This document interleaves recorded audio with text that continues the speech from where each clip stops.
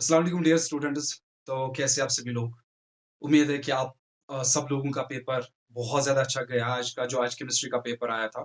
And we are glad to know कि uh, almost सारे students की जिनसे हमारा कॉन्टैक्ट हुआ उनका पेपर बहुत ज़्यादा अच्छा गया।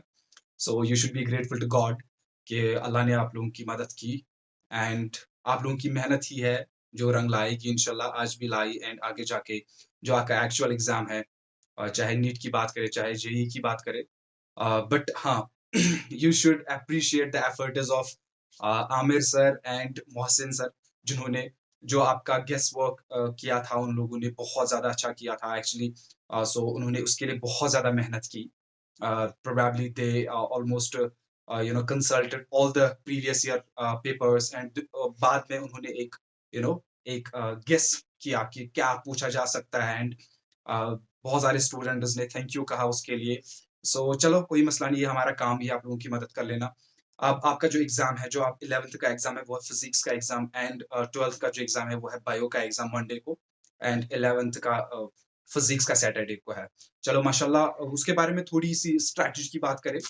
हम क्या करेंगे हम इसको पहले मैं फिज़िक्स का बोलूँगा कि कैसे करना है, इन इन दोनों कैसे यूटिलाइज़ करना है सारे टाइम को एंड बाद में हम बायोलॉजी पे आते हैं। पहले फिज़िक्स में आपको क्या करना है कि आपको जितना हो सके उतनी प्रैक्टिस करनी है, ठीक है? फिज़िक्स बिना प्रैक्टिस के हो ही नहीं जाती है। आपको जितना हो सके उतना पेन एंड उतना रफ इस्तेमाल किया करो, ठीक है?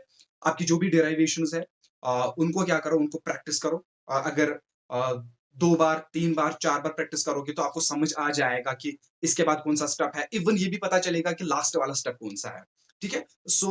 जितना ज़्यादा प्रैक्टिस करोगे उतना ज़्यादा फ़ायदा आएगा आपको, ठीक है? जितना ज़्यादा रफ खर्च करोगे उतना ज़्यादा फ़ायदा आ जाएगा आपको।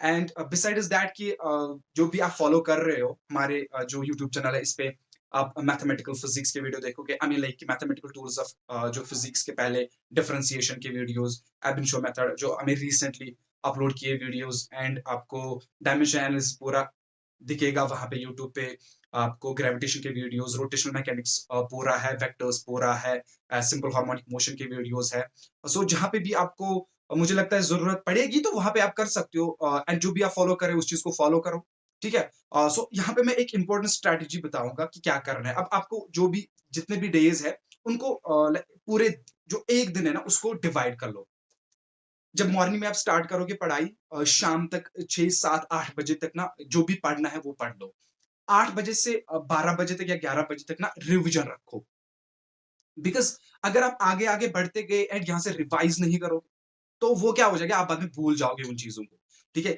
अगर आपने लेट से आज मॉर्निंग में स्टार्ट किया डायमेंशनल एनालिसिस और लेट से ये 8 बजे खत्म होगा शाम को लेट से 8 बजे किसे क्या आप करोगे आप रिवाइज करोगे जो इससे पहले आपने पढ़ा होगा लेट से कल जाके अपने वेक्टर्स खत्म किया पूरे दिन एंड बाद में क्या किया बाद में शाम 8 बजे से 8 बजे के बाद आप डायमेंशन एनालिसिस को रिवाइज कर लो ठीक है ताकि आपके 2 दिन में 2 यूनिट्स हो जाएंगे एक तो रिवाइज भी हो जाएगा एंड दूसरा एक चैप्टर खत्म भी होता है ठीक है and previous year questions and जो हमने क्वेश्चंस बनाए हैं उनको देख लो प्रीवियस ईयर क्वेश्चन जितना आप कर करोगे ना आपको ये आइडिया आ जाएगा कि पूछा क्या जाता है जब तक कि आपको ये आइडिया ना आ जाए कि पूछा क्या जाता है तब तक कोई पॉइंट ही नहीं है ना आप ऐसे ही पढ़ाई करते रहोगे लेकिन आइडिया नहीं होगा कि क्या करना है ठीक है सबसे इंपॉर्टेंट कॉन्सेप्ट जहां पे भी इंपॉर्टेंट कॉन्सेप्ट को पकड़ लो एंड प्रैक्टिस मार लो ठीक है लेकिन जो आपको इंपॉर्टेंट नहीं लग रहा है उस पे मत जाओ ठीक है क्योंकि एक चैप्टर में ऐसा लाइक होता है कि जो इंपॉर्टेंट नहीं होता है जो आपको लगता है कि यहाँ पे इंपॉर्टेंट नहीं है उसको छोड़ दो ठीक है इंपॉर्टेंट पॉइंट्स पे फोकस कर लो इंपॉर्टेंट डेरिवेशंस पे फोकस कर लो इंपॉर्टेंट प्रॉब्लम्स पे फोकस कर लो जैसे छोटी सी एग्जांपल्स है variation of acceleration due to gravity उसकी डेरिवेशन की प्रैक्टिस कर लो पैरेलल एक्सिस था परपेंडिकुलर एक्सिस था उसकी डेरिवेशन की प्रैक्टिस कर लो ठीक है जो बाद वाले चैप्टर्स है एसएचएम या वेव्स वहां से उतने डिफिकल्ट क्वेश्चंस पूछे नहीं जाते अगर उनमें से डिफिकल्ट क्वेश्चंस बनाए जाएंगे तो मतलब like they would be more difficult ठीक है वहां से आपको डेफिनेशन बेस्ड एंड जो मैंने बताई है इंपॉर्टेंट क्वेश्चंस वो कर लेना ओके मुझे लगता है फिजिक्स में इतना है ज्यादा पेन यूज करोगे ज्यादा रफ यूज करोगे ज्यादा फायदा आ जाएगा ज्यादा रिविजन मारोगे ज्यादा फायदा आ जाएगा ठीक है कोशिश कर लो कि कम सो जाए इन दिनों because physics will be the difficult part of this examination from my perspective, because maximum students या medical student होते हैं, उनका जो mathematics portion है वो weak होता है, जिसकी वजह से थोड़ी difficulty आ जाती है। लेकिन हाँ, लेकिन अगर आप strategy खुद से बनाओगे, शाम को लेट सोना है, अगर वो करोगे तो अदरवाइज या तो आप अर्ली सो जाओ, सुबह मॉर्निंग में सवेरे उठो, ठीक है? 4-5 बजे उठो, ये सब करनी पड़ती है, ठीक है? ये सारी स्ट्रैटेजीज़ यूज़ करनी पड़ती है, अदरवाइज़ सो जाओगे तो कुछ हासिल नहीं होगा, ठीक है? अब करते हैं हम बायोलॉजी की बात। जो 12th का एग्ज़ामिनेशन है, उसमें क्या करना है? उसमें आपको बायोलॉजी में रिवीजन मारने हैं, ठीक है? बहुत सारा एनसीईआरटी पढ़ना है, लाइन बाय लाइन एनसीईआरटी पढ़नी है, लेकिन ये भी देखना है कि क्वेश्चन्स क्या पूछे गए हैं। आप पूरा चैप्टर पढ़ोगे, आइडिया ही नहीं है कि पूछा क्या गया है, ठीक है? टेबल्स को देख लें, इम्पोर्टेंट डायग्राम्स, जो भी जैसे डायग्राम हार्ट आ जाएगी कल जाके, डाइजेस्टिव सिस्टम की डायग्राम, आपको पूरा पता होना चाहिए कि इसकी लेबलिंग क्या है। लेबलिंग वेरी इंपॉर्टेंट है, ठीक है? डायग्राम क्या, ऊपर लिखो डायग्राम कौन-सी है, नीचे उसका थोड़ा डिस्क्रिप्शन लिखो। जैसे हार्ट है, ऊपर ह्यूमन हार्ट लिखो, डायग्राम बनाओ, लेकिन यहाँ से लिखो थोड़ा ह्यूमन हार्ट के बारे में 1 लाइन, ठीक है? शॉर्ट आंसर जो भी पूछा जाएगा, उसको शॉर्ट ही रख लेना। शॉर्ट आंसर अगर आपको 2 मार्क्स का है, 1 मार्क्स का, उसको लंबा नहीं खींचना है। उसको 2 लाइन, ढाई लाइन में खत्म कर दो, ठीक है? या पॉइंट्स में लिख दो, जो भी। अगर शॉर्ट आंसर है 2 पॉइंट, 2 मार्क्स का है, 2 पॉइंट लिख दो। अगर लॉन्ग आंसर है, लेट्स से 8 मार्क्स का, 8 पॉइंट लिख दो। मुझे लगता है उसको ज़्यादा ही बड़ा बनाओ। जितना जितने जो क्वेश्चन आपका बड़ा होगा ना, उसका उतना बड़ा आंसर लिखना पड़ता है, ठीक है? अगर आपका 8 मार्क्स का क्वेश्चन है, आपके 8 पॉइंट्स बनते हैं, सो उसको क्या करना है, उसको 9 पॉइंट लिखने हैं यहाँ से। लेकिन अगर आपका 2 मार्क्स का क्वेश्चन है, तो उसको 2 ही पॉइंट लिख दो। पॉइंट इज़ वेरी इंपॉर्टेंट है, ठीक है? एंड आपके जो प्रोनंसिएशन है वर्ड्स की, वो यूज़ कर लो। जब तक आपको प्रोनंसिएशन अच्छी नहीं होगी, तब तक आपको वर्ड समझ नहीं आ जाएगा, ठीक है? अपने जो दीवार है, उनको यूज़ करो, स्टिकी नोट्स होते हैं, उनको यूज़ करो। अपने जो वो ट्रिक्स बनाते हैं कि कैसे याद करना है, ठीक है? सो वो ट्रिक्स ढूँढ लो, वो ट्रिक्स याद कर लो, एंड मुझे लगता है कि ये काफ़ी है। अब मैं आपको एक एग्ज़ाम्पल दे देता हूँ कि कैसे करना है, ठीक है? एक एग्ज़ाम्पल मैंने क्या किया था, जब मैं 9th-10th में, मेरा मैथमेटिक्स थोड़ा वीक था, ठीक है? थोड़ा नहीं, बहुत ज़्यादा वीक था।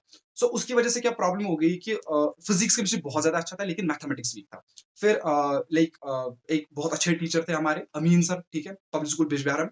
सो उन्होंने मुझे बोला कि आप एक काम कर लो, आप शाम को ना एक रफ लो एंड प्रैक्टिस कर लो तब तक, जब तक कि आपका ये रफ खत्म ना हो जाए, ठीक है? सो मैं शाम को क्या करता, उन दिनों ₹10 रुपए की इतनी मोटी रफ आती थी। मैं क्या करता, शाम को उसको यूज़ करता था स्टार्ट, एंड तब तक नहीं सोता था जब तक उसको खत्म ना करे। ठीक है? एंड उसकी वजह से ना मेरा मैथमेटिक्स बहुत स्ट्रॉन्ग हो गया। एंड यू वुडन्ट बिलीव, मेरा कुछ नहीं आता था पहले 10th में, बाद में मुझे लाइक 98 के 99 मार्क्स आ गए थे 10th में। मैं आपको ये बता रहा हूँ कि प्रैक्टिस जितनी ज़्यादा करोगे, उतना ज़्यादा फ़ायदा आ जाएगा आपको। ठीक है? इम्पोर्टेंट है, प्रीवियस ईयर क्वेश्चन्स ढूँढ लो। प्रीवियस आपको जेके वो उसकी वेबसाइट है, वहाँ से आपको प्रीवियस ईयर क्वेश्चन्स आपको पूरे डाउनलोड हो जाएँगे। अगर नहीं मिले तो कमेंट सेक्शन में बता देना, मैं यहीं से पीडीएफ की लिंक दे देता हूँ, ठीक है? डिस्क्रिप्शन में हम पीडीएफ डायरेक्टली नहीं डाल सकते, वहाँ पे ऑप्शन ही नहीं है। हम लिंक ही दे देते हैं, ठीक है? वहीं से आप डाउनलोड कर लेना, और जो भी प्रीवियस ईयर क्वेश्चन्स है। लेकिन प्रीवियस ईयर क्वेश्चन्स किए बगैर नहीं जाना। रिविज़न जितना ज़्यादा पढ़ोगे, उससे ज़्यादा इम्पोर्टेंट है कि रिवाइज़ कर लो, ठीक है?